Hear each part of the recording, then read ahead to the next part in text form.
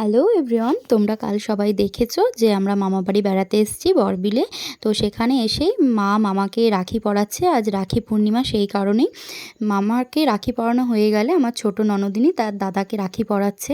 ও সেভাবে রেডি হতে পারেনি, ওর শরীর খারাপ, রেডি হতে পারেনি তো কী আছে। ননদিনী কিন্তু আমার ছোটোখাটো বারবি ডলের মতন দেখতে।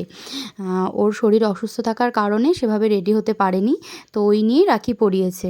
তো তারপরে মামি মা দুজনেই পুচকুকে রাখি পরালো, যেহেতু এবারও রাখিতে দিদিদের কাছে নেই।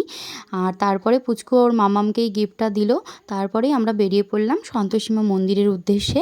আজ রাখি পূর্ণিমা, ওই কারণেই সন্তোষীমা মন্দিরে মায়ের জন্মতিথি উপলক্ষে ভোগ খাওয়ানো হয়, পুজো হয় খুব ভালো করে।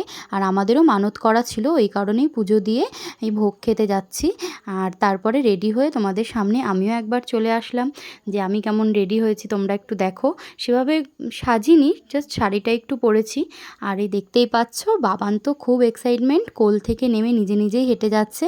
কিন্তু ওকে সেভাবে হাঁটতে দেওয়া হয়নি, একটুখানি হেঁটেই কোলে নেওয়া হয়েছে, কারণ একটু তো অনেক সামনেটা, খুব সামনে না, একটু দূর আছে। তো এই দেখো আমরা সন্তোষীমা মন্দিরে পৌঁছে গেছি। মন্দিরটা অনেক পুরনো মন্দির, মা ওরা আগে এসেও এই মন্দিরে পুজো দিয়েছে। এই মা কিন্তু ভীষণ জাগ্রত, মানে মনে মনে তুমি যা কামনা করবে তা কিন্তু হয়।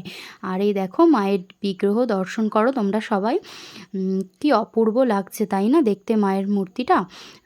মাকে দর্শন করে আমরা প্রণাম করে প্রসাদ খাবো।